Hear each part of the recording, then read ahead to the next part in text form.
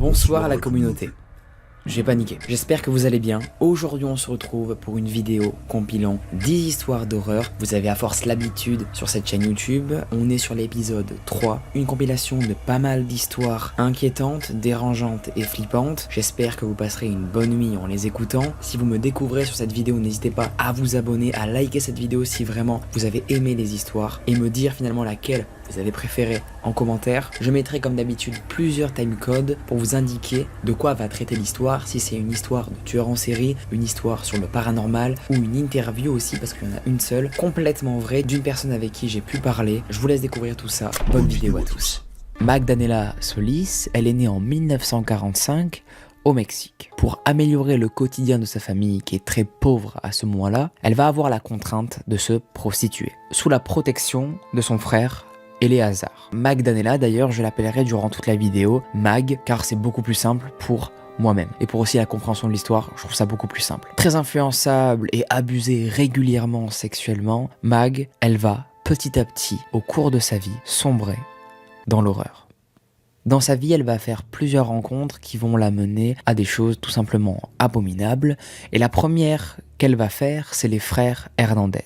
Ensemble, ils vont mettre en place un projet des plus flippants. Leur but est tout simplement de convaincre les habitants d'un petit village du nord du Mexique de pratiquer un culte satanique de purification inca. Et dites-vous que leur projet va marcher. Ils vont réussir à faire croire aux pauvres habitants de ce village que Mag est la réincarnation d'une déesse. Mag, elle va jouer à fond le rôle, elle va se mettre dans la peau d'une déesse et va même finir par croire elle-même qu'elle était cette déesse, qu'elle était sa réincarnation et qu'elle était venue spécialement pour restaurer la foi chez les habitants de ce village. Mais alors du coup, les cultes qu'ils faisaient, c'était quoi ?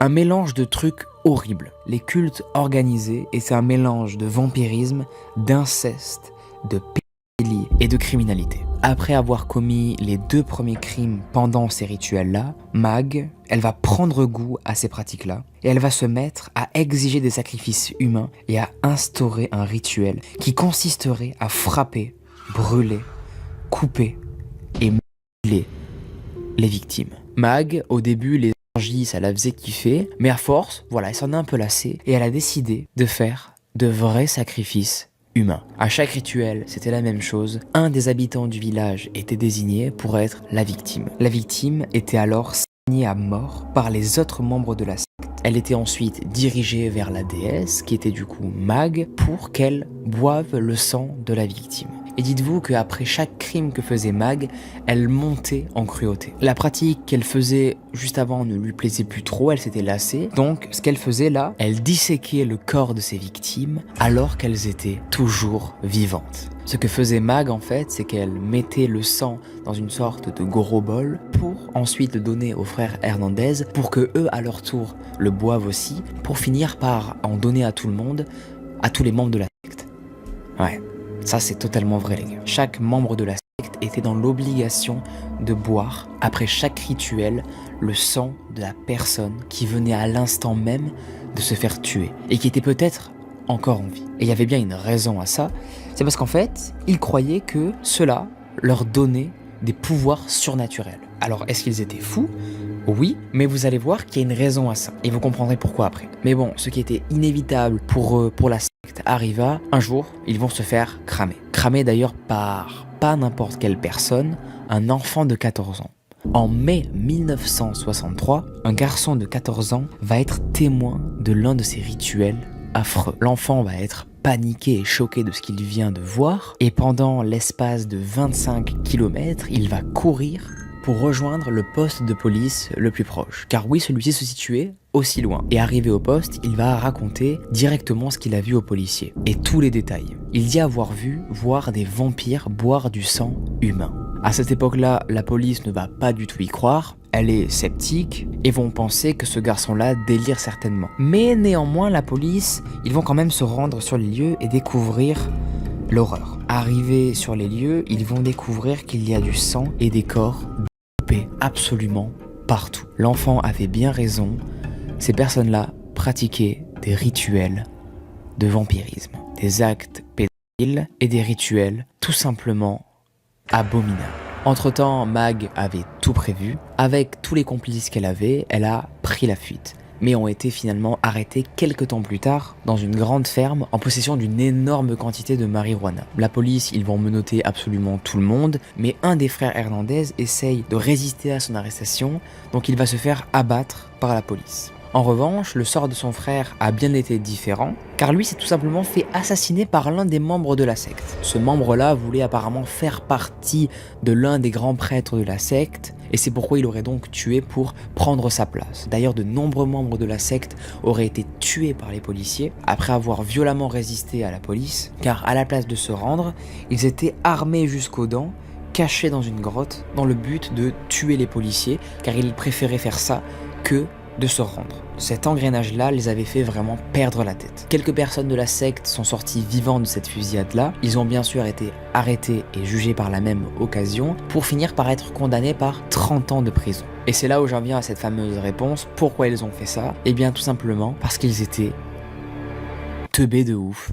En fait, ces habitants-là étaient tellement illettrés et pauvres en termes de culture, qu'ils ne se sont même pas dit à aucun moment « Attendez, cette femme, on ne la connaît pas et peut-être qu'elle ment en fait sur ce qu'elle est ». Ils ont cru à quelque chose qui était faux et ça les a donc poussés à faire des choses complètement horribles, comme boire du sang humain, par exemple. C'est pour ça les gars, cultivez-vous un maximum et ne croyez pas tout ce qu'on vous dit, car des gens peuvent vous manipuler et vous faire des choses que de base vous n'aurez pas forcément aimé faire ou qu'il ne faut tout simplement pas faire du tout. Donc vraiment, ayez votre propre jugement avant de faire et d'appliquer ce qu'on vous dit. Magdalena Solis et son frère vont donc prendre très cher et être arrêtés pour par contre seulement 2 meurtres, alors qu'ils en ont fait énormément. Ils n'ont pas été condamnés pour tous les meurtres qui ont été prouvés par la suite, pour la simple et bonne raison en fait que les autres membres de la secte qui continuent à la prendre pour une déesse vont refuser de témoigner contre elle et de révéler qu'elle avait tué beaucoup plus de personnes qu'elle le prétendait. Les autorités n'ont donc pas été en mesure de confirmer leur participation au meurtre qui avait été commis.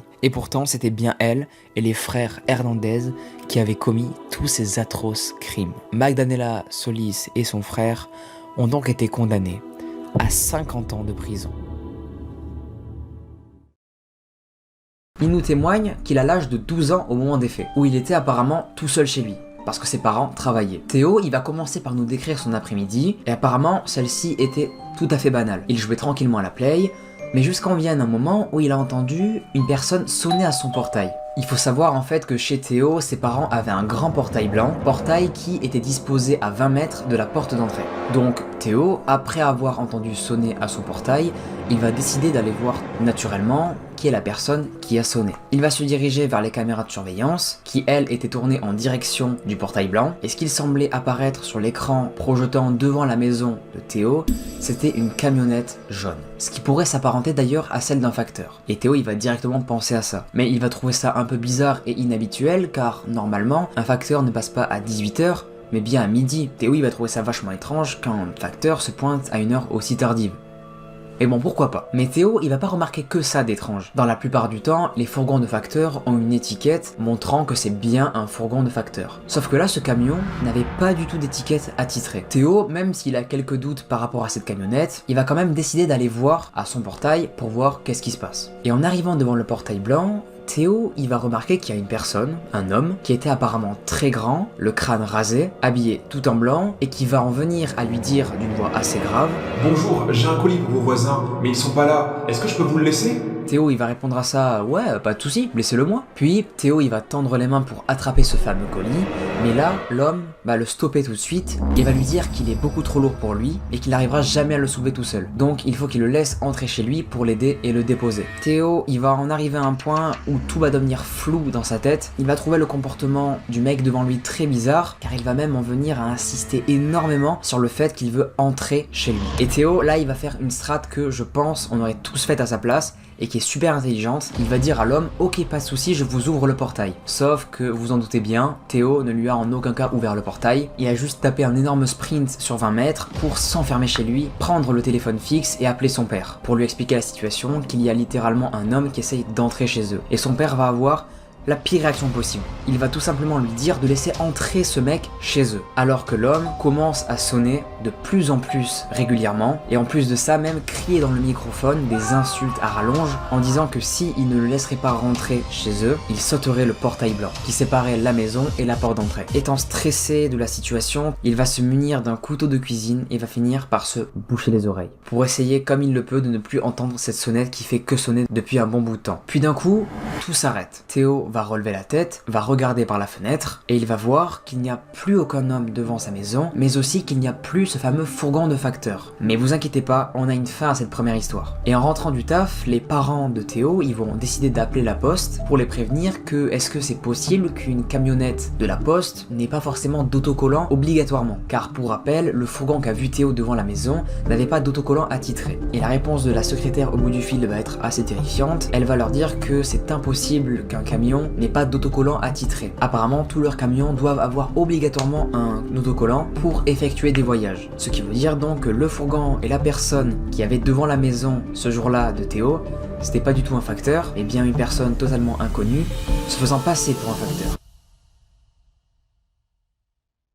Pour remettre le début de l'histoire dans le contexte, Sohan, la personne du coup qui nous raconte l'histoire, il va nous dire que là, à l'heure où il écrit ce post sur Reddit, il a l'âge de 17 ans, mais que l'histoire qu'il va nous raconter s'est passée quand il avait l'âge de 9 ans. Il va aussi nous dire, Sohan, que dans cette histoire, il y aura une autre personne qui s'appelle Noah. Et Noah, c'était pas le genre de mec qui avait des très bonnes notes à l'école. Vous allez voir que cette information va être assez importante pour la suite de l'histoire. Sohan, il va finir son contexte par deux infos assez importantes, enfin du moins qui ont le mérite d'être racontées. On nous précise dans l'histoire que Noah, il vit en orphelinat. Bref, pour en revenir du coup à Sohan, lui habitait dans une grande ville, appelée Chaumont, du coup dans la même ville que Noah. Le contexte étant posé, revenons maintenant en milieu d'année scolaire, en 2013-2014. Pour vous expliquer un peu le début d'année de Sohan et Noah, ça s'est méga bien passé entre eux. Le feeling a trop bien marché, jusqu'à même en venir pour les deux garçons à découvrir leur homosexualité. C'est beaucoup trop beau. Et ils ont donc fini par conclure et sortir ensemble au bout de quelques mois. Entre eux, ça se passait super bien et tellement qu'ils étaient attachés, ils se sont installés une petite routine qu'ils faisaient pratiquement tous les soirs. Sohan, il raccompagnait tous les soirs Noah à l'orphelinat. Vous allez encore me dire dans les commentaires, ou je ne sais pas, peut-être, vous allez le penser, Léo, il se passe vraiment rien de ouf pour l'instant. Attendez, vraiment, c'est que le début, ça arrive de ouf. Là tout de suite. Mais après quelques mois d'école et avec la même professeure, celle-ci va changer pour un nouveau maître du nom de David. Comme on nous le décrit, ce serait apparemment un homme d'une trentaine d'années à peu près, plutôt musclé et gentil avec tout le monde dans la classe. C'était apparemment le professeur que tout le monde rêvait d'avoir. Tout le monde apparemment dans l'établissement ne parlait que de sa gentillesse. Et tellement que David il était sympa avec les élèves, il proposait souvent même à aider les élèves chez eux, donc faire des cours particuliers. Ce qu'il va décider d'ailleurs de mettre en place pour Noah, qui lui, on s'en rappelle, avait de forts problèmes à l'école. Donc voilà, un jour, le professeur il va le prendre à part, à la fin d'un cours, il va lui proposer du coup de se caler tous les vendredis une heure où il réviserait les évaluations pour avoir de meilleures notes. Proposition que va directement accepter Noah, car lui étant pas très bon à l'école, il s'est dit que ça pourrait vraiment être bénéfique pour lui. Et ce que va donc faire Sohan maintenant, c'est que tous les vendredis, il va laisser rentrer seul à l'orphelinat Noah pour le laisser tranquille avec le professeur. 2 mois après que ces cours particuliers soient appliqués tous les vendredis soirs, Sohan il va remarquer qu'il y a un réel changement sur les notes de Noah. Ce qui rendit donc super heureux Sohan, mais pas Noah. Sohan, il va nous dire qu'il a remarqué que depuis un certain temps, depuis qu'il prend des cours particuliers avec ce professeur, un changement de comportement radical de la part de Noah. Il était vraiment apparemment pas du tout bien. Plusieurs fois, il va dire à Sohan que c'est pas parce qu'il avait 18 sur 20 qu'il était bien dans sa vie, limite qu'il s'en foutait maintenant des notes. Sohan va donc réserver un jeudi soir pour demander à ses parents s'il peut inviter son copain Noah pour essayer de lui remonter le moral.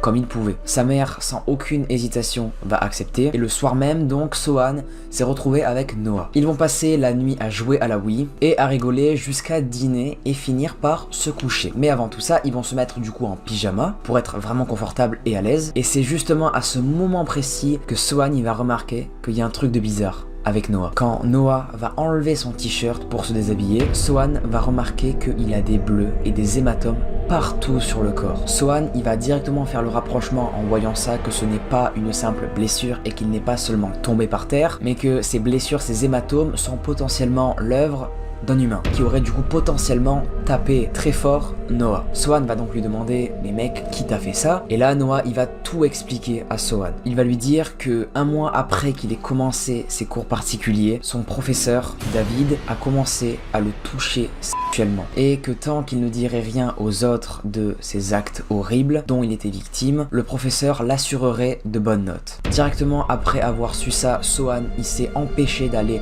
voir sa mère pour tout lui expliquer avec Noah et le lendemain, Sohan et Noah sont restés à la maison le temps que sa mère règle cette histoire. Et finalement, cette confession qu'a fait Noah à Sohan va porter ses fruits car une semaine plus tard, le professeur David va être envoyé en justice. Mais malheureusement, ça va pas être tellement une victoire que ça pour Noah, car depuis le jour où il a dit toute la vérité à Sohan, il n'a plus voulu retourner à l'école par honte et par peur de se faire juger par ses camarades de classe. Parce qu'il faut savoir que l'école, c'est, je pense, la période collège-école où les enfants sont les plus horribles entre eux. Par la suite, Sohan il va nous dire qu'il ne sortait plus du tout de l'orphelinat et qu'il s'est vraiment renfermé sur lui-même, mais était quand même pour autant assez content quand Sohan lui rendait visite et passait du bon temps avec lui. Et ce qui va se confirmer, car Noah, il va offrir à Sohan un cadeau assez spécial, mais qui va lui faire super plaisir, un collier, qu'il porte d'ailleurs encore aujourd'hui. Après ce cadeau beaucoup trop mignon de la part de Noah, ils vont jouer à la DS, tranquille, à Zelda, Ocarina of Time. J'ai inventé cette info, mais j'adore ce jeu, c'est pour ça que j'ai dit ça. Ils ont joué toute l'après-midi jusqu'au soir, jusqu'à ce que Sohan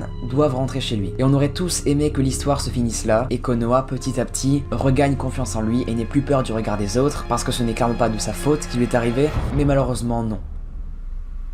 Le lendemain, Sohan, voulant passer la journée entière avec Noah, il a voulu se lever tôt, aux alentours de 9h, pour être vers chez lui, donc à l'orphelinat, vers 10h. Mais à son arrivée devant l'orphelinat, Sohan il va voir une voiture d'ambulance, mais aussi un brancard où il était apparemment disposé un sac noir. Sohan il va décider de s'approcher de ce brancard, parce que ça commence un peu à le faire flipper et à l'intriguer, et il va demander à une dame à côté de ce brancard, et bien tout simplement, qu'est-ce que c'était et pourquoi il y avait une ambulance. Et la seule réponse de la femme, ça a été ça. Désolé, ton ami s'est tué. Là, sur le coup, Sohan, il n'a pas su quoi répondre. Aucune parole ne lui est venue, il s'est juste effondré en larmes dans les bras de la femme sans absolument rien dire. Et c'est pourquoi il nous a précisé précédemment qu'il avait gardé la chaîne que lui avait offert Noah en guise de souvenir. Il a aussi gardé pendant plusieurs années le visage du prof, lui disant qu'il n'a pas pu sauver son ami. Et ça, je pense que c'est la chose la plus horrible. Après, j'ai pas très bien compris comment la personne, enfin du moins le prof, aurait pu lui dire ça si il est allé en prison. Ça, honnêtement, j'ai pas très bien compris pourquoi. Après, c'est peut-être que par le passé, le prof lui aurait dit cette phrase-là. Je sais pas, mais en tout cas, juste de garder l'image d'un prof qui a fait des choses horribles à ton copain ou ta copine, ça doit être vraiment horrible. La chose essentielle qu'on peut retenir, je pense, de cette histoire, c'est qu'il ne faut surtout pas faire confiance aveuglément aux personnes.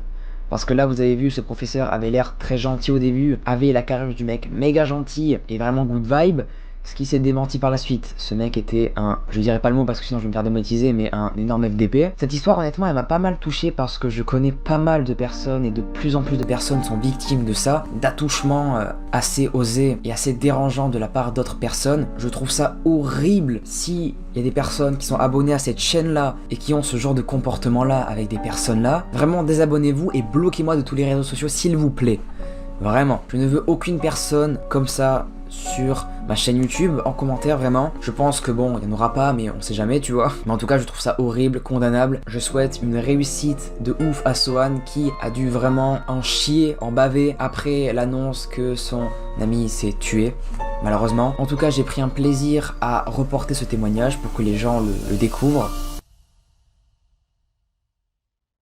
Apparemment, tu as vécu quelque chose, ta mère a vécu quelque chose de bien flippant. Est-ce que tu peux nous raconter maintenant tout de suite? Alors déjà, pour cette première histoire de la vidéo, il faut se mettre dans la peau d'une petite fille de 15 ans qui vit avec un papa qui est alité chez elle, qui a un papa qui est en train de décéder. Ce papa est donc alité, c'est-à-dire qu'en gros il y a une chambre, par exemple une chambre d'amis qui est hospitalisée, entièrement équipée d'équipements hospitalisés, donc un lit d'hôpital, des machines d'hôpital, etc. Des infirmières qui viennent généralement, qui font des petites rondes de 7h à 8h, etc. pour des traitements. ans. Cette petite fille de 15 ans là, elle est en surpoids, elle est pas bien, elle doit gérer son papa qui a une santé assez dégradante, ainsi que l'école, un endroit scolaire qui est pas très bien pour elle parce que elle se fait beaucoup harceler, ça va pas du tout à l'école et étant donné qu'elle est en surpoids, etc.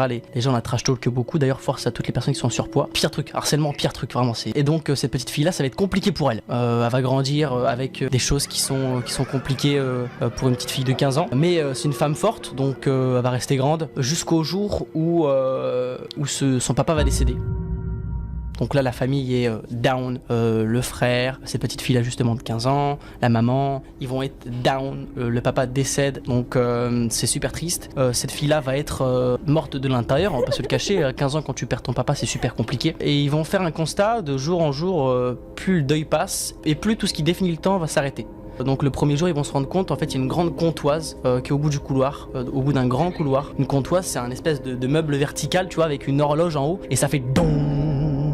C'est les trucs un peu badés, tu vois, qui font bader dans les jeux d'horreur. Généralement, en jeu d'horreur, il y a ça ou un piano, et bah là, c'était ça. Il y avait une grande comptoise, une espèce de grand meuble, etc. Et en haut, du coup, bah, ils vont se rendre compte que, hop, down, il n'y a plus d'heure, elle s'est stoppée. Pourtant, tout est mis en œuvre pour qu'elle fonctionne, c'est carré, il y a des piles, je sais pas même pas comment ça marche, mais en tout cas, tout est ok, normalement, elle doit fonctionner, ça fonctionne pas. Ils vont se rendre compte au bout du 2, 3e jour, 4e jour que l'horloge de la cuisine s'est stoppée, que les montres ne fonctionnent plus, etc. Et ils vont se dire what the fuck. Mais ils vont pas plus s'attarder sur la situation et ils vont continuer leur vie, juste c'est trop chiant. Tout ce qui a sujet de temps s'est arrêté. À relever aussi un petit truc qu'ils ont relevé aussi eux, la famille, c'est que depuis que le papa est décédé, le robinet fait que couler, ne s'arrête jamais de couler, même s'il est fermé à fond, les plombiers sont venus, etc. Le robinet ne s'arrête jamais de couler, et il coule goutte par goutte, une goutte toutes les secondes, vous voyez. Donc imitation des gouttes sur 20. 0. Non, c'est fou ça, wesh. Donc, pour payer la facture d'eau, c'est une OP NordVPN, hein, si vous voyez ce que je veux dire. Là, la famille va commencer un peu à se poser quelques petites questions, mais sans plus, ça peut arriver, on sait jamais. Donc, il y a des professionnels qui vont se rendre sur place, etc., pour régler un peu ces problèmes-là, mais aucun moyen, ça se part pas. Jusqu'au jour où il y a un enterrement, il y a des papiers, il y a des procédures à faire quand quelqu'un décède. Ils vont prendre justement il y a une fiche de décès, avec un acte de décès où il y a l'heure précise de la personne où la personne est décédée. Et ils vont se rendre compte qu'au final, l'heure où le papa est décédé, c'est l'heure où toutes les horloges, tout ce qui a défini le temps dans la maison, horloge, montre, la comptoise, etc., s'est arrêté. En fait, tout ce qui définit le temps s'est arrêté à l'heure, la minute et la seconde précise où le papa est décédé. Histoire vraie, ça c'est l'histoire de ma maman. Qu'est-ce que vous voulez que je vous dise de plus? Ils ont déménagé après quelques temps de cette maison, pas parce qu'ils se sentaient mal ou quoi que ce soit, c'est juste parce que la maison était beaucoup trop grande, parce que c'était une grande maison, à savoir qu'on avait une biche, un cerf, donc ça c'est improbable frérot. Du coup ils ont déménagé de maison parce qu'elle était beaucoup trop grande, donc ils ont forcément rembarqué les meubles, justement ces horloges là, la comptoise, etc. Faut savoir que tous ces meubles qu'ils ont rembarqués dans la nouvelle maison se sont remis à fonctionner, donc l'heure est réapparue sans même qu'ils y aient touché. Donc fin de vidéo, après ça dépend de Léo comment il va faire le montage, mais je vais vous drop une vidéo de ma maman qui acquiesce l'histoire. Et voilà, c'était l'histoire de ma maman. Ce serait ouf qu'on ait ta mère en vidéo. Très bizarre cette phrase, vraiment tournée très bizarrement.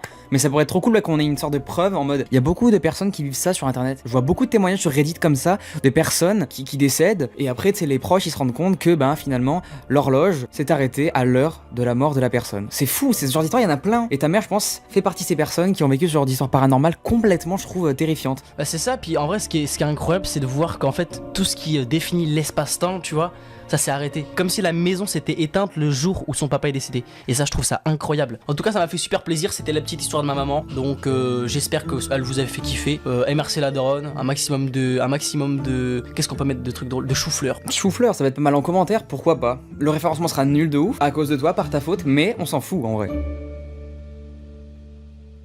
La troisième histoire, c'est l'une des plus horribles que j'ai vues sur internet. Et c'est celle de Jawed Iqbal Mughal. Et on sait très peu de choses sur ce type-là. On sait juste qu'il est né à Lahore, au Pakistan, en 1956. On sait également qu'il est le 3e fils d'un marchand. Son enfance, on sait encore une fois presque rien, mais on sait que vers 1978, il a commencé à travailler quand il était au collège. Son père, il avait acheté 2 maisons et il voulait en fait fonder une entreprise en refonte d'acier. Il a vécu cette vie-là avec son père pendant des années. On ne peut pas savoir si sa vie était bien ou mal, mais en tout cas par la suite, il a fait des choses qui sont... J'ai même pas de mots. pour décrire ce qu'il a fait. Il nous a fait un peu une Jeffrey Dahmer, vous allez comprendre. Déjà, je vous pose le contexte. En 1995 et 1998, il y a eu pas mal d'accusations portées sur lui, comme quoi il aurait sodomisé des mineurs.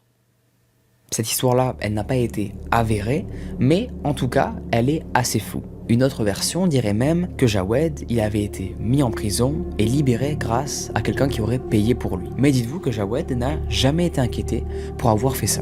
Jawed n'a aucun meurtre à son actif, même si pour moi, c'est concrètement un crime de sodomiser des mineurs, des enfants. Là, pour l'instant, il n'a tué concrètement personne.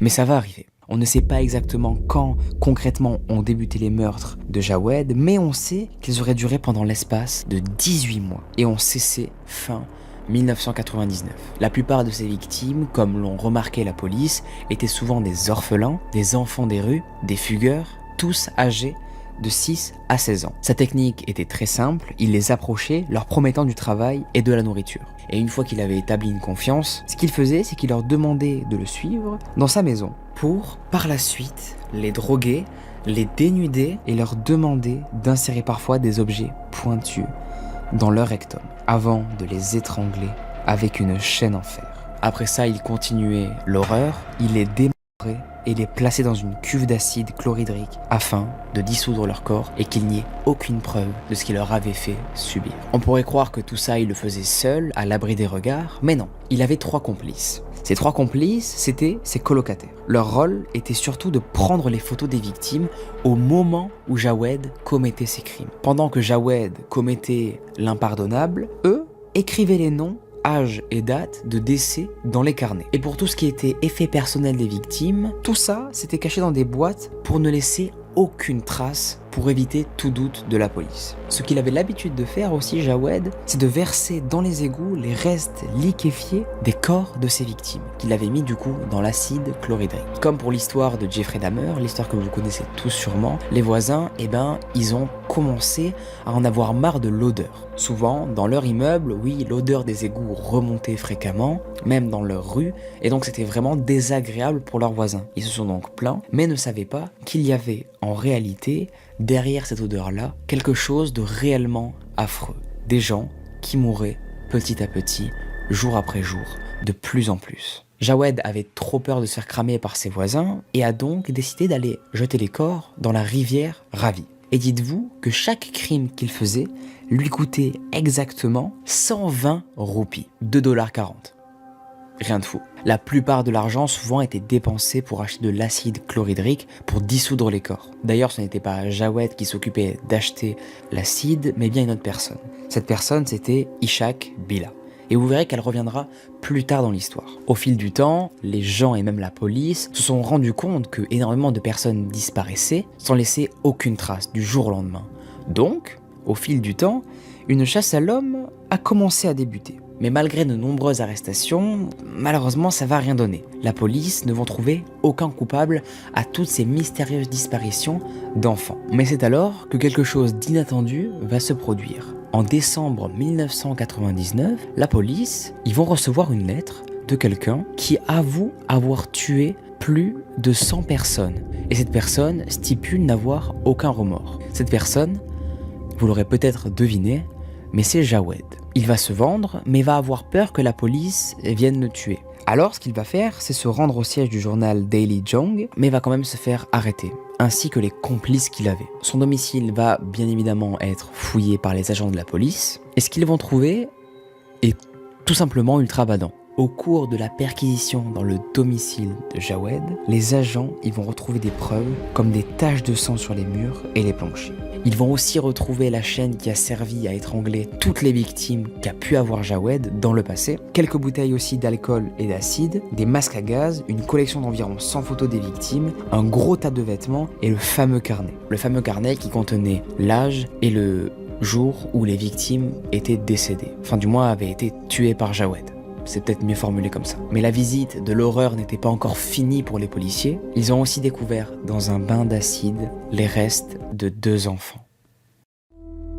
Jawed va essayer plusieurs fois de manipuler l'avis des policiers et va essayer de leur faire croire qu'il n'a en fait jamais fait ça, il changeait souvent de version, qu'il était juste le viewer de tout ça et qu'il n'avait rien commis de tout ça, il n'avait tué personne. Puis juste après, c'était incohérent parce qu'il a avoué en fait qu'il avait tué toutes ces personnes-là, en disant qu'il voulait mettre en évidence la condition des enfants défavorisés et qu'il voulait envoyer un message aux parents des garçons qu'il considérait comme coupables de négligence. Et enfin, il avait aussi déclaré qu'il voulait donner l'espoir aux enfants résignés à leur triste sort de mendiants. En gros, il voulait dire par là qu'il voulait abréger les souffrances des personnes qui vivaient dans la rue, de ces enfants-là, pour qu'ils meurent de lui, mais pas du froid de rester dehors et des conditions horribles et de la famine finalement. Quelques jours après l'arrestation de Jawed, il y a aussi tous ses complices qui vont sauter avec lui, mais un en particulier qui va commettre quelque chose d'horrible, c'est Ishaq Billah. C'était la personne accusée d'avoir vendu de l'acide à Jawed. Et cette personne-là,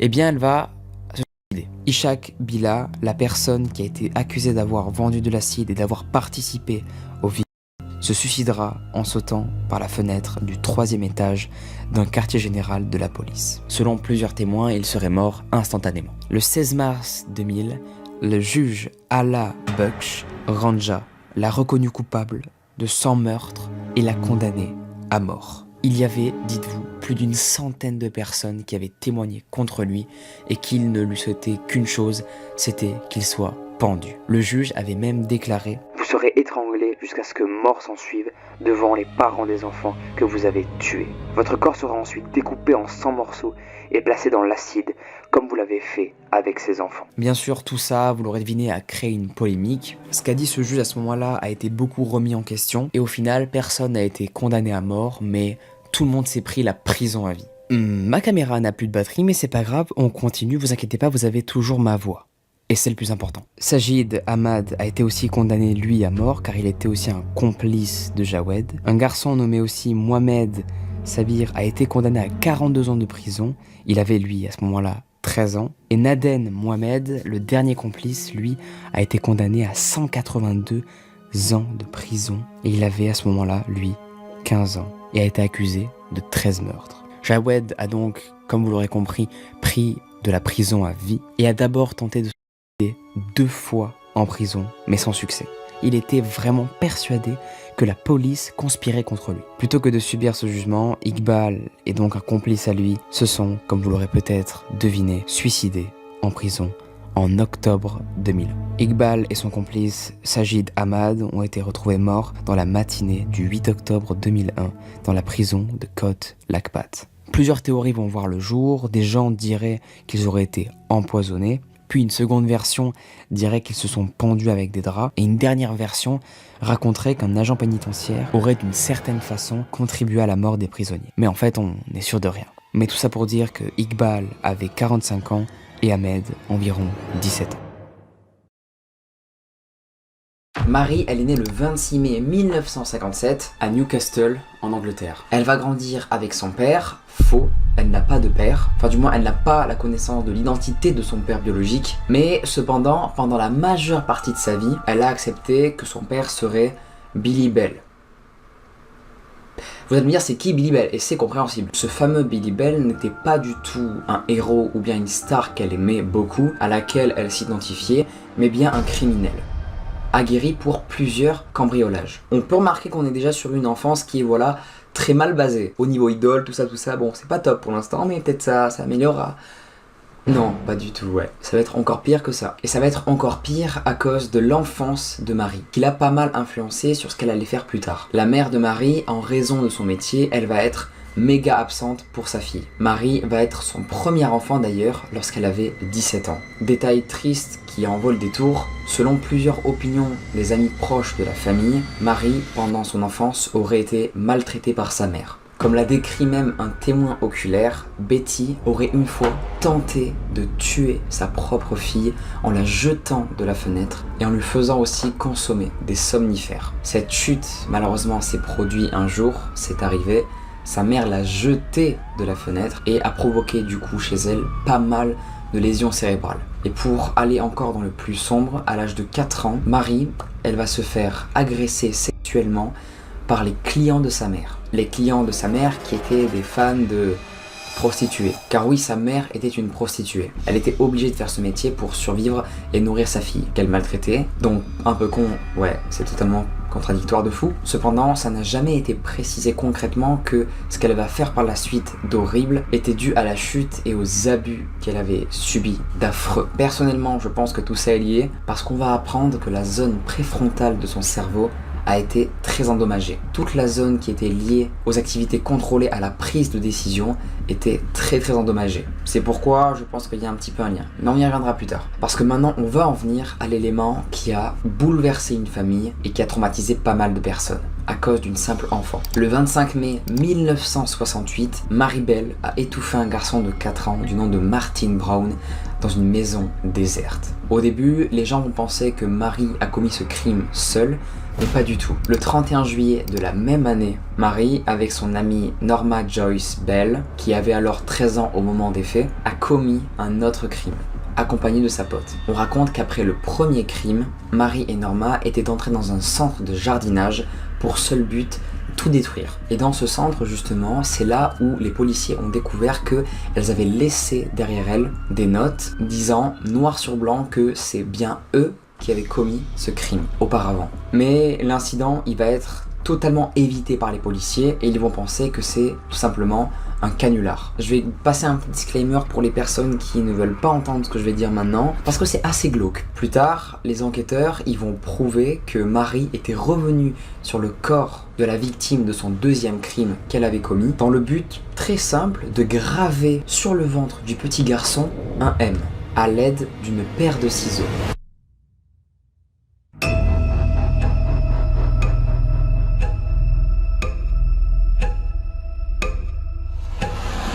Le 17 décembre 1968, le verdict final de l'affaire va être annoncé à la cour d'assises de Newcastle et c'est à ce moment où Mary et Norma vont être déclarées coupables d'homicide involontaire. Et c'est à ce moment précis où Norma et Mary-Bell vont être reconnues coupables pour homicide involontaire.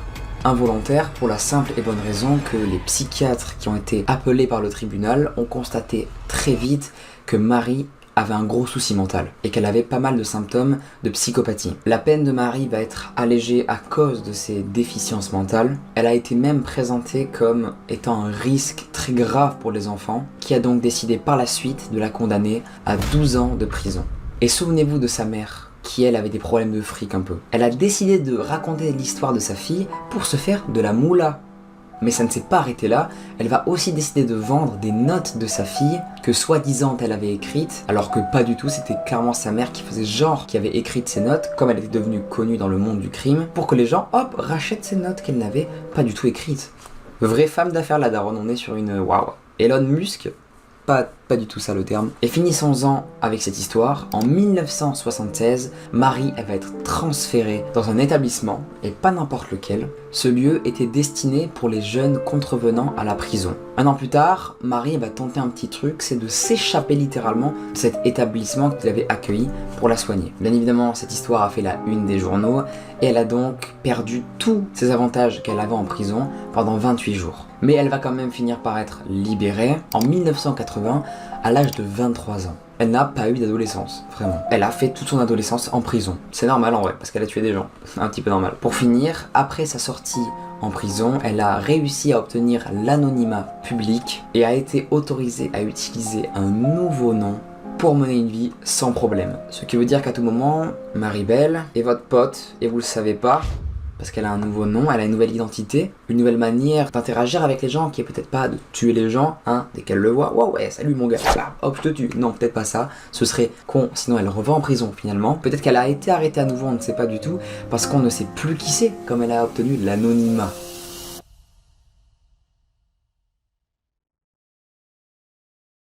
Je vais être honnête, la troisième, c'est ma préférée. Pourquoi ? Parce qu'on a une preuve vidéo. La meuf qui a vécu l'histoire nous a filmé la chose de flippante qu'elle a vue. Cassandra, la personne du coup qui nous raconte son histoire, elle a 19 ans au moment des faits. Et c'est une Française, c'est trop cool, qui est étudiante pas loin d'Angers. Et elle va nous dire qu'elle habite apparemment seule dans un appartement pour ses études qui comporterait que 2 fenêtres au 2e étage. Élément qui est très important pour la suite. Et apparemment ces 2 fenêtres donneraient sur une cour et un immeuble. Cour qui comporte un petit coin de verdure et un muret qui sépare de la cour d'en face.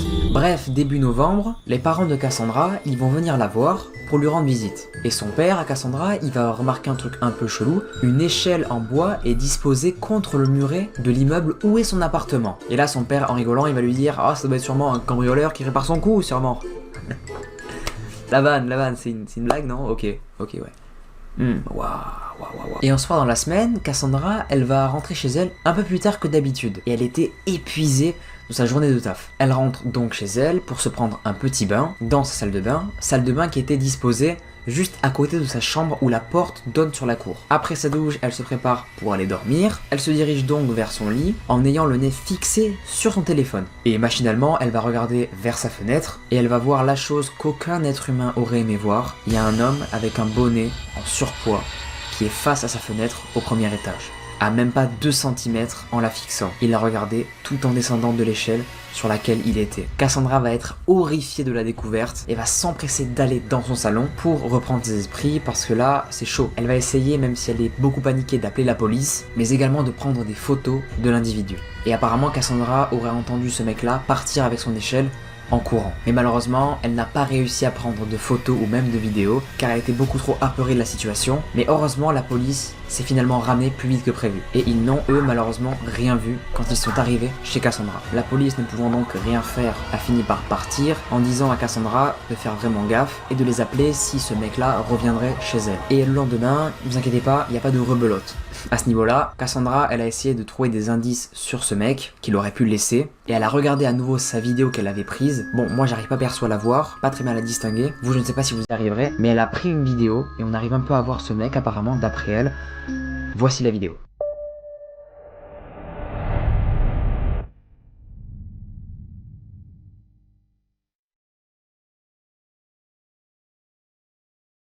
Elle a aussi trouvé en bas de son immeuble 8 trous.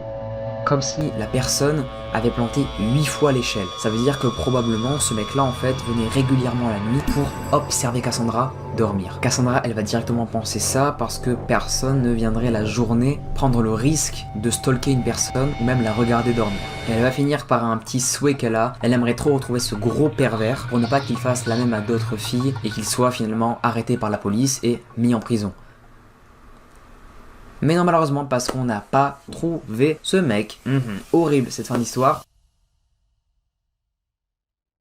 Joshua Earl Patrick Phillips est né le 17 mars 1984 à Hallington, en Pennsylvanie. Encore une fois, lui a grandi dans une famille qui était pas vraiment saine. Son père, Steve, était un toxicomane qui le tourmentait, lui et sa mère. Pour contrebalancer ça, il y avait ses demi-frères, Daniel et Benji, qui eux étaient beaucoup plus sains pour lui. Joshua les aimait énormément, mais malheureusement, un jour, il ne va plus du tout les voir. En 1997, alors que les frères faisaient tout ensemble, tout va s'arrêter. Steve, le père toxicomane, et la mère de Joshua vont déménager en Floride, laissant derrière eux les 2 frères aînés pour emmener seulement qu'avec eux Joshua. J'ai envie d'en venir à une étape et une personne très importante pour l'histoire, à savoir le début de la vie de Mary Clifton.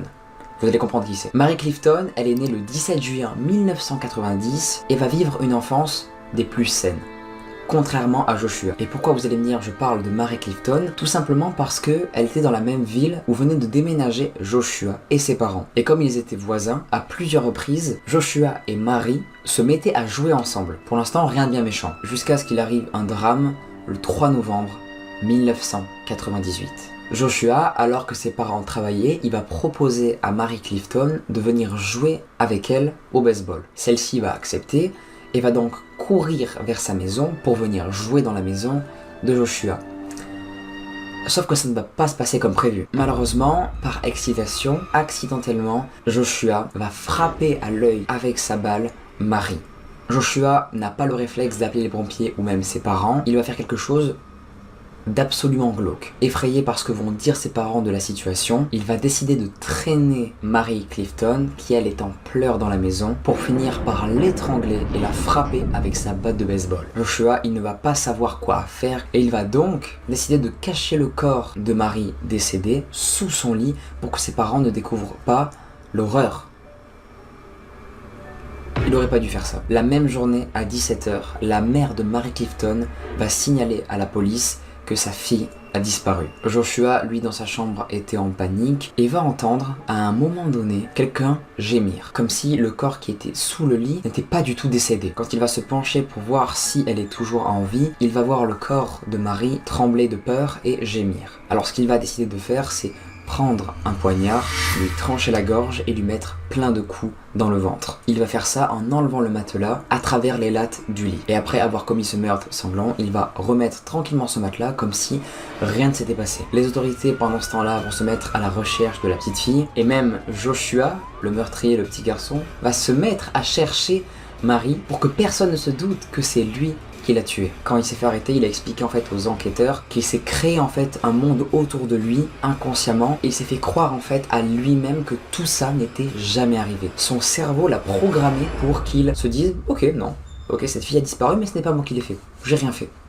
Je vois pas de quoi vous parlez, non, c'est pas moi. Je pense qu'en fait son cerveau a automatiquement évité le traumatisme et s'est protégé et du coup il s'est convaincu lui-même qu'il n'avait absolument rien commis. Et je trouve ça fascinant à la fois, le cerveau humain, mais terrifiant de fou. La police a bien fini par fouiller le domicile de Joshua et ont découvert la puanteur dans la chambre de celui-ci. Mais à aucun moment les policiers ne se sont dit que c'était le corps de Mary Clifton, la fille disparue. Ils ont pensé au moment de la fouille que cette puanteur provenait des oiseaux que gardait dans une cage Joshua. Le FBI va même être sur le coup pour retrouver Mary Clifton et même les habitants vont tous s'y mettre à la recherche de cette fille disparue. Dites-vous que la personne qui retrouverait Mary aurait une récompense de 100 000 $. Et c'est le mardi 10 novembre la même année que tout va se résoudre. Dunphy, l'un des parents de Joshua, va remarquer dans la chambre de Joshua, son fils, une tache humide inhabituelle qui ressemble fortement à une tache de sang. Dunphy, inquiet, va donc regarder sous le lit et va découvrir qu'il y a les jambes de la petite fille, de Mary Clifton. La mère de Joshua a couru frénétiquement vers le poste de police le plus proche pour littéralement balancer son fils. Mais elle ne va pas le dire comme ça, elle a juste indiqué où il fallait qu'il cherche parce qu'elle avait vu quelque chose peut-être qui était bizarre. Sauf qu'elle a clairement balancé son fils et c'est normal en vrai, parce que son fils a tué quelqu'un. Normal de fou. Comme vous l'aurez sûrement deviné, Joshua va être arrêté par les autorités, ses parents bouleversés d'apprendre que leur fils a tué une fille de sang-froid, sans réfléchir, même si je pense, alors c'est très bizarre ce que je vais dire honnêtement, mais encore une fois, je suppose que tout ça est arrivé à cause d'un seul mouvement de panique de sa part. Son cerveau en fait lui a dit si tu ne tues pas cette personne, si tu ne caches pas cette personne très vite, c'est toi qui vas te faire tuer par tes parents. En plus de ça, comme il était petit, c'était un enfant, il n'avait pas encore je pense cette construction là de se dire que peut-être que tuer un gars c'est pas forcément la meilleure des choses. Non non non, attention, faut pas faire ça du tout. Après on connaît pas trop le passé de ses parents, est-ce que ils étaient très horribles avec lui et donc c'est pourquoi il aurait tellement eu peur qu'il aurait fait ça pour cacher tout, pour ne pas se faire tuer, mais vraiment tuer pour le coup au sens premier degré du terme.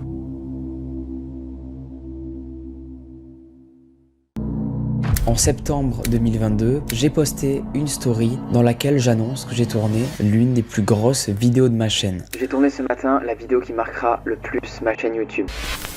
Khadija, Sabrina, merci d'avoir accepté cette interview, ça me fait extrêmement plaisir. J'avais envie aujourd'hui, dans cette vidéo, de témoigner ton histoire, Khadija. Là même, j'ai un peu pas la boule au ventre, mais ça me... Même toi, Khadija, je sais pas si t'es... Voilà, bon, ça va être, je pense, très dur. Si t'as envie... Enfin, s'il y a des questions, t'as pas envie d'y répondre, tu n'y réponds pas, tu ne te forces pas. Voilà, ça viendra comme ça, ok, y a pas de souci, d'accord? Ok. Comment tu décrirais, Khadija, en un seul mot, ton histoire, tout ce que t'as vécu? Comment, avec un mot ou une phrase, tu décrirais ça? Pas de chance. La malchance? Pour toi, ce qui t'est arrivé, est-ce que c'est une malédiction? C'est quoi pour toi? Des fois, je dis que oui. Des fois, je dis que c'est le destin.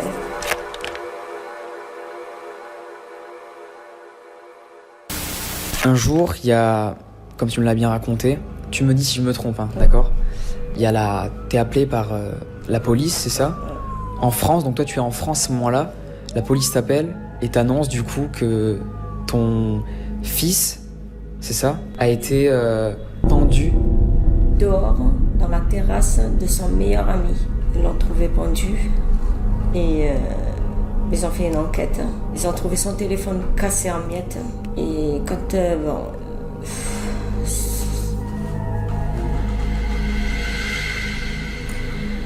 le problème, c'est son meilleur ami qui l'a assassiné. Moi, j'étais ici en France, c'est en Algérie que ça s'est produit. Et je savais que, parce qu'on m'a dit qu'il était mort par une crise cardiaque, pour pas m'inquiéter. Mais quand je le savais, je leur ai dit, j'avais dit aux filles, non, votre frère a été assassiné. Je l'ai senti. Et c'est là, quand je suis partie, que je l'ai vu à la morgue. Tu as vu la scène? Je l'ai vu allongé, mort. Pour moi, c'était tragique. On m'a ramené directement à l'hôpital et je ne savais même pas où j'étais. J'étais presque paralysée. C'est un traumatisme que tu as vécu. C'est ça. Est-ce que toi, tu as pu faire le deuil de ça? Non, pas encore, tu y repenses et c'est normal. C'est normal. C'est que c'est ma chair, c'est mon cœur qui est parti à l'âge de 24 ans. Donc ça, je lui avais donné le prénom de mon frère qui est décédé au même âge que mon fils. Comment il est décédé, votre frère? Égorgé par les terroristes. Et poignardé plein de coups de couteau. Vous l'avez appris quand, ça, du coup? Avant, c'était le décès de votre fils? Oh, c'était en 95. Mon frère, c'est en 95. Et après, il y a eu le décès de mon père en 97. Un an et demi après. Tué par balle, par les terroristes. Et là, en 2019, c'est mon fils. Et en 2020, c'est ma mère, pareil, assassinée de son 9 coups de couteau par son fils, mon demi-frère. C'est très dur. J'ai vécu des moments... Déjà, j'avais même pas fait encore le deuil de mon père, que j'ai pleuré pendant des années, jusqu'à que j'avais plus de larmes. Là, c'est que quand je repense, j'ai dit, mais pourquoi moi? Pourquoi ça m'est arrivé à moi? Ça me fait très très mal. Très très mal. Je garde le sourire pour mon travail. Je garde le sourire pour les enfants pour mes enfants. Mais est-ce que tu sais si les personnes qui ont fait cet attentat, est-ce qu'ils ont été arrêtés? Est-ce que tu le sais ça ou pas? Est-ce que ça t'a pas rassuré? Si oui. J'ai le copain de mon fils qui a été emprisonné, là il est en prison. Mon demi-frère il est en psychiatrique, moitié prison. Et par contre pour mon père et mon frère, c'est des terroristes. Je ne sais pas s'ils ont été tués ou pas tués. C'était à l'époque. C'est que les terroristes, la moitié, ils ont été tués par l'État, par l'armée. Je ne sais pas. Est-ce qu'on peut dire que... En plus, là, j'avais des questions, pour être honnête, avec les gens en tête. Tout oublié parce que c'est... Waouh. Si tu veux, tu peux le montrer aux gens là, juste là. T'as tous les actes de décès, c'est ça?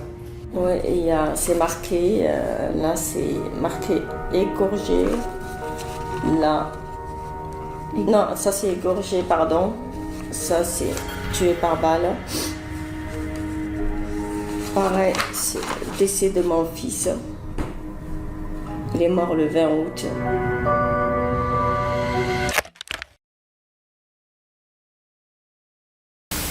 Ça, c'est ce qui m'a le plus choqué. L'histoire de votre fils, ça m'a... Et dire qu'un meilleur pote peut faire des... Est-ce que vous saviez... Enfin, pardon, j'ai le vouement, c'est horrible. Est-ce que tu savais si la relation qu'ils ont... Très proche? Très très proche, parce que ce copain-là, il disait que c'était son cousin. Parce que son père, il s'est marié avec la tante de ce garçon-là. Et quand la maman m'a appelé, il me dit... oui... c'était son meilleur ami, c'est pas lui et tout. Je J'en suis sûre et certaine que c'est lui. Parce que la maman, elle m'a appelée, j'étais en train de pleurer. Elle me dit, oui, je m'excuse. Je lui dis, mais c'est pas de ta faute. C'est ton fils. C'est lui qui l'a assassiné, c'est pas toi. Pourtant, elle m'a jamais parlé, jamais. On se connaît pas. Mais elle m'avait appelé par téléphone parce qu'elle était, je sais pas, culpabilisée par ce que son fils a fait. C'est pas moi, c'est la justice. C'est elle qui fait son travail. Moi, je peux rien dire. Bah, c'est très fort de faire ça parce que prendre ce recul-là, quand on vit un traumatisme comme ça, je trouve ça bluffant quand même. Que t'aies fait ça. Il a dit que c'est son meilleur pote. Il avait forcément une maladie, cette personne avait forcément quelque chose pour le... Non, parce que mon fils voulait... il aimait une fille. Et il voulait se marier. Ça veut dire que l'autre, il a dit, s'il se marie, il sera plus mon pote. Ça sera plus mon copain. Ils étaient très très proches. Est-ce que peut-être il a pas développé une limite des sentiments ou pas du tout? Non, c'est juste parce qu'il était très très pote. Je sais pas, parce qu'il lui a cassé son portable, il lui a... Ça allait très loin. C'est allé très loin. Il a pendu pour croire que c'est mon fils qui s'est pendu tout seul. Et là, la pendaison qu'ils ont vue, parce que c'est pas la même que quelqu'un quand il commet un acte. D'accord. C'est pas la même chose. Si la personne elle se pend, c'est différent que quand quelqu'un l'attrape comme ça. C'est une différence. Et là, quand ils ont fait l'enquête, ils ont vu qu'il y avait une différence de pendaison. C'est pour ça que... Si j'ai bien compris, en fait, son meilleur ami l'a étranglé avant il l'a et pendu. après il l'a pendu. Il l'a pendu, il l'a étranglé avec la corde, et parce qu'après il y a la trace, pour qu'ils disent que voilà, mon fils s'est pendu tout seul parce qu'il était déprimé et tout. Alors que non. Quand ils ont vu que c'était pas la même. Le médecin légiste a vu que c'était pas les mêmes pendaisons comme quand on se pend tout seul et quand on commet un crime.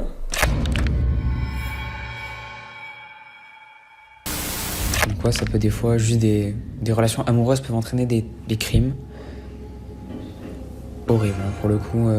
Mais du coup, après ça, quand vous avez appris du coup le décès de votre fils, vous êtes parti, enfin vous êtes revenu, parce que vous étiez en France à ce moment-là quand vous les avez appris. Ouais. Je suis partie en Algérie, j'ai assisté à l'enterrement. Je suis restée bloquée là-bas parce que déjà l'avion avait fait faillite. Et en plus, j'étais pas bien. J'étais hospitalisée. Et après, je suis revenue un mois après en France. Vous êtes allé voir quelqu'un pour en parler de tout ça, un psychologue? Non, je garde tout. Moi, je trouve ça incroyable que, à l'heure actuelle, vous êtes quand même, vous pouvez témoigner, après tout ce que vous avez vécu. Ouais, je suis debout. J'essaie de combattre.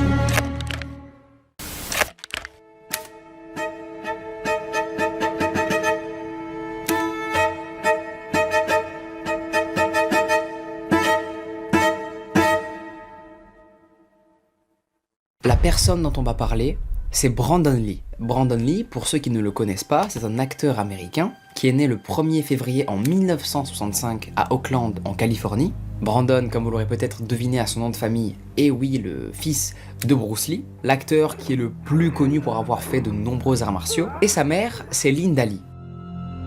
Bon, elle est inconnue de ouf au bataillon, mais voilà, précision, c'est sa mère. Brandon, il a aussi une sœur du nom de Shannon Lee, sœur d'ailleurs avec qui il va passer une enfance superbe.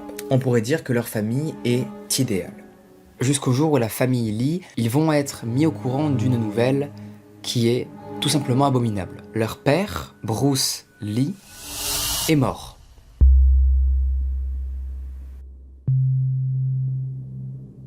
Comme l'auraient expliqué les médecins à la famille, il serait mort d'une œdème cérébrale. Toute la famille va être très attristée de la nouvelle, voire en dépression, et c'est donc pourquoi ils ont préféré quitter le pays dans lequel ils étaient, à savoir Hong Kong, pour partir faire leur deuil vers les États-Unis. Mais dites-vous que si ils n'auraient pas fait ça, peut-être qu'ils auraient par la suite évité quelque chose d'encore plus horrible. Vous comprenez pas du tout ce que je dis pour l'instant, mais plus tard vous allez comprendre pourquoi je dis ça. Dès la fin du lycée, Brandon Lee, il va arrêter complètement les études, il va plus du tout s'y intéresser et va décider de poursuivre vers sa passion, le cinéma. Il va donc suivre des cours dans la section théâtre du Emerson College de Boston, puis va se diriger après vers Actor Studio, 2 écoles qui avaient pour but de former des acteurs, et c'est ce que va vouloir faire Brandon. Doué comme son père dans les arts martiaux, il va se dire que c'est vraiment ça qu'il veut faire, et c'est pourquoi le jeune homme va directement s'orienter vers les films d'action.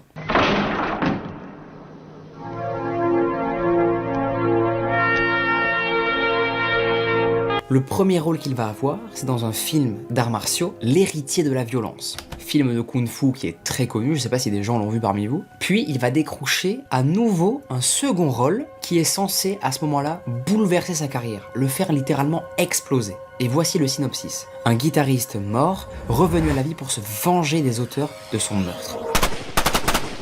Selon la légende, un corbeau peut ramener une âme du royaume des morts pour se faire justice et redresser les torts. C'est le synopsis du film The Crow, le film du coup qui était censé le propulser de manière internationale. Non. Non, pas du tout. Ça a fait tout l'inverse. Ça a fait quelque chose de bien pire, et vous allez comprendre de suite pourquoi je dis ça. Le tournage déjà il va être très intense pour les acteurs et même les caméramans qui filment tout, car déjà à de multiples scènes le comédien Brandon Lee doit tourner torse nu sous une pluie artificielle, de nuit, et il faut savoir que tout ça est filmé, donc plein d'appareils électroniques, et la pluie et l'électronique, eh bien ça fait pas un beau mélange, comme vous l'aurez sûrement compris. D'ailleurs, c'est ce que va relever Entertainment Welky. Il y a eu énormément d'accidents pendant le tournage. Un technicien de l'équipe aurait été électrocuté pendant une tempête quand il filmait à l'extérieur qui aurait dévasté complètement le plateau. Il y aurait aussi eu un ouvrier qui serait tombé d'une construction qu'il aurait construite pour le tournage. Donc déjà pour vous dire que les conditions seront pas trop top. Mais bon, c'est le cinéma et il faut mettre les grands moyens pour que le film rende bien. Et ça se comprend. À l'époque, il n'y avait pas encore tous ces effets spéciaux complètement fous qu'on peut faire en post-prod maintenant. La pluie, il n'y a aucun moyen de la rajouter malheureusement au montage. Il fallait la faire de manière artificielle. Enfin bref, ce tournage était maudit. Mais c'est pas ça le pire. Le pire, il vient maintenant. Le 30 mars, Brandon Lee, il doit tourner une scène dans laquelle le méchant, se prénommant Funboy, doit lui tirer dessus avec une arme. C'est donc ce qu'il va se passer. Le comédien va tirer sur Brandon Lee sous les yeux de la production. Brandon Lee, le comédien qui a à ce moment-là 28 ans, s'écroule par terre, mais donc suit la trame scénaristique et donc fait ce qu'il a à faire. D'ailleurs, à ce moment-là, tout le monde est choqué de son jeu d'acting. Il est vraiment top, impressionnant, à tel point que les réalisateurs qui sont derrière la caméra vont se douter qu'il y a un truc quand même d'un peu bizarre. C'est beaucoup trop réaliste pour être joué. Et ils avaient raison. Ils ne s'étaient absolument pas rendu compte, personne à ce moment-là, que Brandon Lee avait été touché par une réelle balle. Au moment où tout le monde a réalisé qu'en fait la balle qu'il s'était pris était une vraie, il était en train de se vider de son sang. Alors que Brandon devait simplement simuler sa mort pour un film, il est malheureusement mort pour de vrai, pour le cinéma. Brandon Lee s'est éteint à l'âge de 28 ans à 13h, le lendemain où on l'avait transféré aux urgences de Wilmington. Il va décéder quelques heures après être arrivé à l'hôpital, laissant malheureusement sa fiancée, Eliza Hutton, qu'il avait prévu d'ailleurs d'épouser 2 semaines plus tard, une fois ce maudit tournage derrière lui.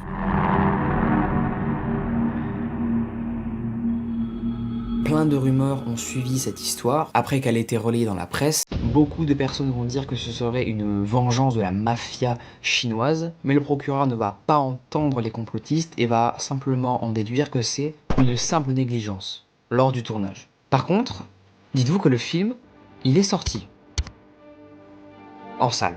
Et ça n'a choqué personne. Personne s'est dit, peut-être que moralement il faudrait supprimer le film car dans ce tournage il y a eu un décès. Et c'est l'acteur principal, le fils de Bruce Lee. Personne s'est dit ça. C'est fou. Dites-vous que les gens ont défini ce film comme une œuvre culte car il avait eu cette tragédie-là. Une personne morte sur le plateau de tournage.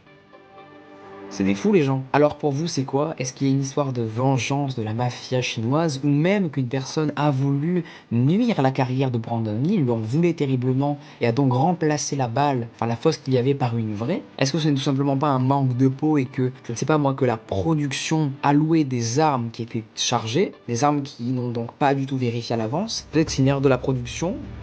À vous de me dire ça, n'hésitez pas à me dire vos théories les plus folles. Because if I could hit through the cabinets, you would be dead. But he could. Freaking heck.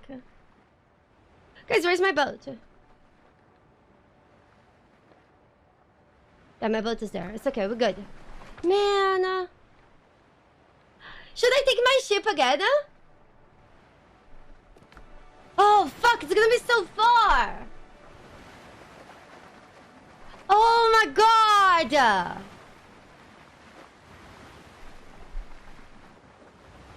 The sky is pretty accurate. If you look closely, you can see Uranus.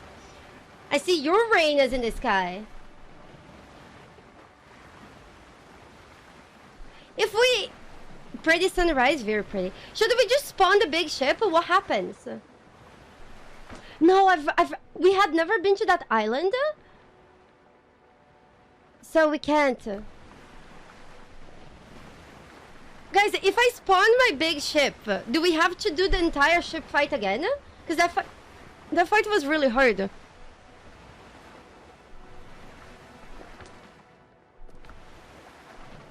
No? Pinky promise? Okay, let's go to ship happens then. We go. Okay, good. We go. Early in the morning. Hold on. We go. Damn it.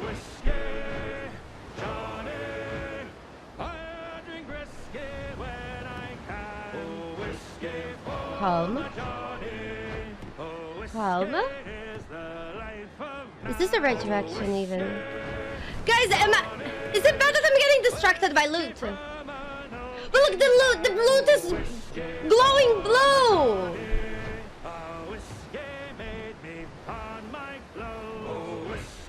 It's glowing blue, guys! I need to get the loot!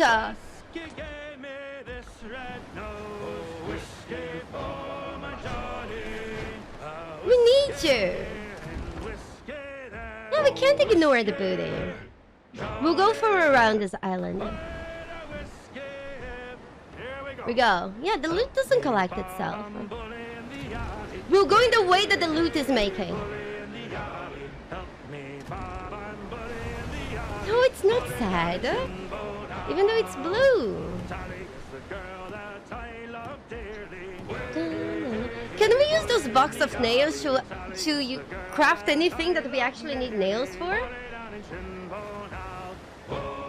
We are so close to getting a new ship though. I should have upgraded our cannons. I feel like our cannons don't do enough damage.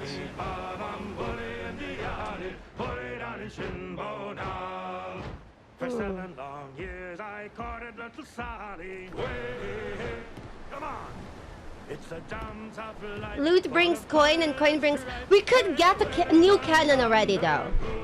The reason why I didn't get a new cannon, it's because if you buy the cannon, we can't get a new ship. So I'm trying to get us the new ship before we get the new cannon. It's expensive. Guys, what's the difference between 1 and 2 in aiming?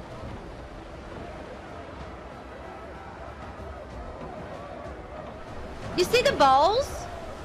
The balls are different.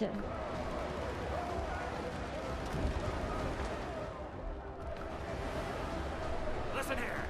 It's a damn tough life. It could. Like, I know. The shanties are great. Oh, the ball. Oh, let's hit the set. Okay. Okay. Cool. No, not this one. Where's Johnny?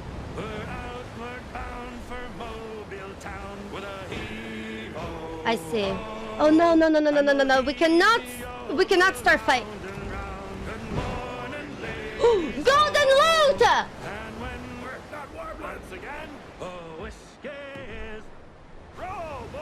Hold on. What is golden loot? I wonder if it's more loot or just we can get like better stuff. Repair? I'm kind of saving my repair kits for mid-fight. We can repair the ship in the island that we're going to. Oh, so we got whiskey. Guys, what can I do with this whiskey? Hold on.